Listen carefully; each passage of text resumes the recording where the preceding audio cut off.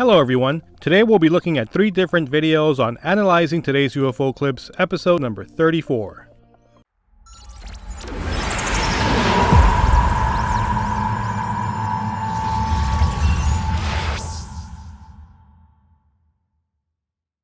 For those who are new to this channel, I'd like to start off by saying that this is a series where we analyze UFO clips you or anyone else can find on the internet. Sure, we all want to get to the bottom of this UFO mystery, but here, it's our guilty pleasure to analyze UFO clips because, well, we love the UFOs, right?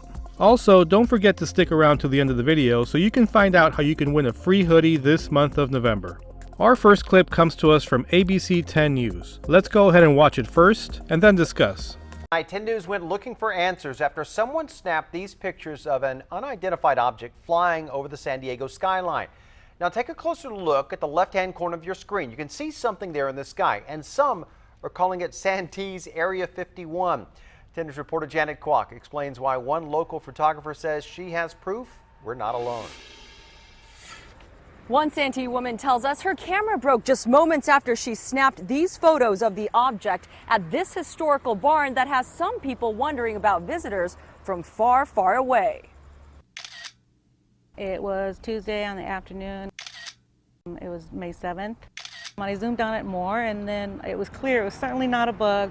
Ellen Henry is convinced whatever she saw hovering over Santee's Edgemoor barn is not from this world. She didn't want to show us her face because she says she's still a little spooked by what her camera captured. What was it doing there? Why was it there? You know, what was it doing? And I said, next time I come back, the barn will be beamed up. The barn sits under several flight paths. We called Gillespie Field and MCAS Miramar. Neither could offer an explanation. There's no mysterious objects flying above the barn tonight, but what some say flew overhead is not out of the ordinary, considering what happens here below. We think somebody's come into the barn and we get up to look and there's nobody there. Santee Historical Society, which oversees the barn-turned-museum, says the property used to be part of a poor farm and hospital grounds, drawing paranormal investigators here for ghost sightings, enough to keep a ghost log. But the idea of a UFO hovering over a haunted barn? Maybe a little Area 51 thing going on here. Yeah, it is strange it would choose Santee over anything else in the world, you know? I do believe we're not alone out here, that's for sure. In Santee, yes. It's a good story, doesn't it? Janet Kwok, 10 News. Some do believe it. All right, we checked with the National UFO Reporting Center. There has only been one other UFO sighting in San Diego this month. And for another look at that unidentified flying object, you can go to our website, 10news.com. Now, I always like it when stories like these pop up on the news, and I commend this news station for having the guts to feature this type of story. But when I see it, I have a couple of questions. First, I'm still a little unclear whether this lady saw the UFO first and then decided to photograph it, or if she took these photos and then noticed it afterwards. If she discovered this object by accident after taking the photo, then this really could be any number of things, such as a bug or maybe a bird flying quickly as the lady took the picture. But if she saw the object first and then attempted to capture it, then we might be looking at something strange. She also did say that her camera stopped working after she took the photos, so that might also be something of significance. But what did she capture? Let's go ahead and take a closer look. This is really the only clear shot we have of this object, and admittedly, it's not a very clear one. But the object doesn't seem to have the typical characteristics that a UFO usually has, like a dome on top, a disc center, and a lower section. If this is a disc of sort, then maybe, just maybe, there might be a dome right here on top. Then if we follow the highlight here at the top, we can see how it gets larger towards the middle, suggesting that there's more mass here towards the center. And what about the bottom part? What exactly are we looking at? Is this part here maybe a lower dome? Or is this one solid side that runs from the front to the back with maybe a segment in the middle? Again, it's really hard to tell because of the strange highlights and shadows this thing is giving off. But you know what it reminded me of?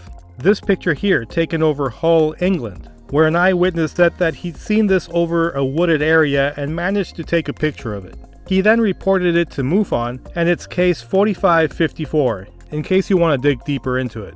But you know what? This photo, in turn, reminded me of the Turkey UFO. Both seemingly have a split here in the center. But let's not get too far off topic. Let's go back to our original video. Something else to note about this UFO case is that this object appeared over a building that's supposed to be haunted. And that's one of the less talked about coincidences that seem to be a thing when talking about the field of ufology.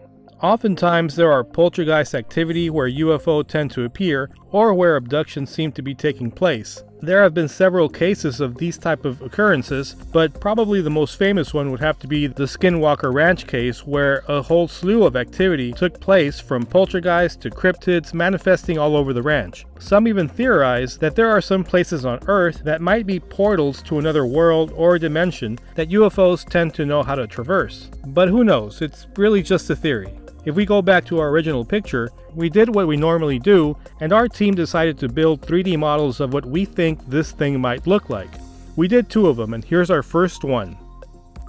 Now, just so you know, we build these because we're UFO fans and we like to think about what we might be looking at. In this case, we modeled one with a hollow lower section. We'll go ahead and spin it around for you a little bit so you can see the different perspectives.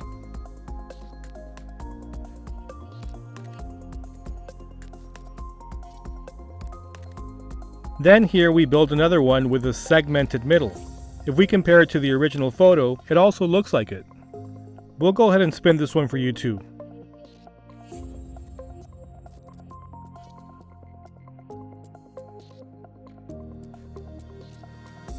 So what do you guys think? Did this lady actually capture something from another world? Do you have more info on this case? Please let us know your thoughts in the comments down below. Now, before we jump into our next clip, I wanted to put out a little PSA to our UFO community. Here at this channel, we're kind of disappointed that the platform we're currently on seems to suppress our type of content. When we search up UFO clips or videos, all we get mostly are mainstream media stuff trying to explain our phenomena, and we feel that's a disservice to our UFO heads out there. So from the team here at We Love the UFOs, we encourage you to share this content to like-minded individuals like ourselves because we feel this subject is important. So thank you in advance. Next is a clip sent in by one of our subscribers, Paul, of something he caught while watching a live volcano stream. It's a very short video, so let's go ahead and watch it first and then discuss.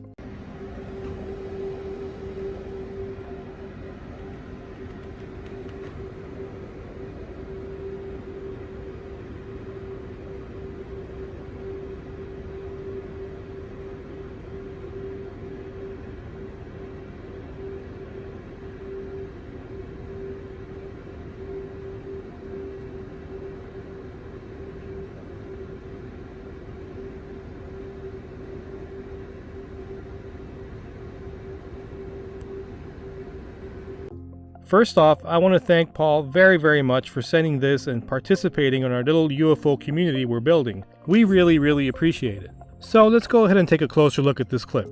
So upon first watching this, I'm pretty sure most people watching this will first think drone. And I don't blame you. You'll probably think that this is a drone coming down to study the volcanic activity because, well, it's the most reasonable thing to say. But since we are in a UFO channel, we'll go ahead and view this clip with different perspectives. First, the drone perspective. We did some digging around on drones that are used to study volcanoes, and we found some interesting things. During our research, we were able to find this page where an experienced drone operator talks about how close you can get to a volcano with a drone, and he says, "The closest I've been over the flowing lava is somewhere around 3 to 5 meters, but I wasn't there long. When you're flying over the volcano itself, it's another story. Since every splatter is different, you're really counting on luck if you want to go really close. But I was somewhere around 10 meters above the volcano itself, and I feel I could have gone a little closer, but then I would have ran the risk of my drone having an intimate date with fresh new lava." The man who wrote this article lives in Iceland, and the clip that was sent to us by our viewer was also from Iceland. So it's logical to think that there are people flying drones near volcanoes, and that might actually be a typical thing done in the region, which would completely explain our mysterious volcano visitor. But again, you are on a UFO channel, so let's look at some volcano UFO angles. UFO spotted in the area of volcanoes is nothing new, and it actually precedes modern drone technology. Around the volcano in Mexico named Popocatépetl, there have been a multitude of captures by cameras of strange objects entering volcanoes and flying around them. And while these clips might look like some things falling into a volcano, we can see that this one doesn't seem to be governed by the laws of gravity.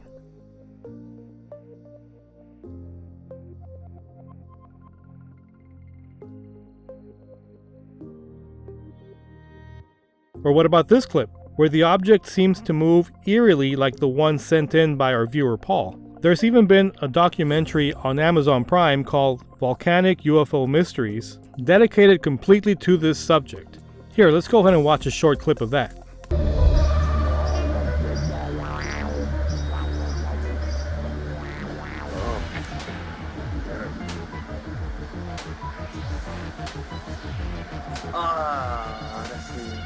Wilder!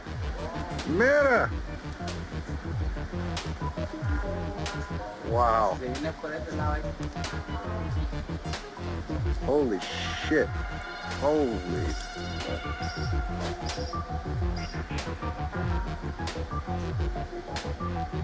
Wow. Oh.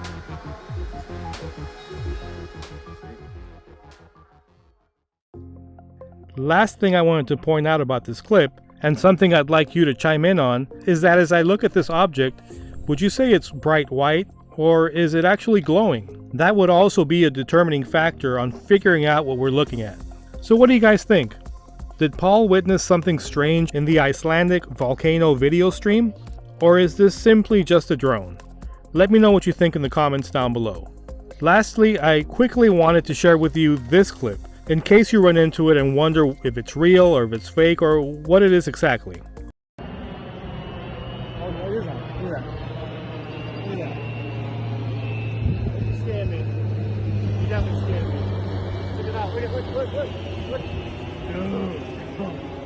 What the?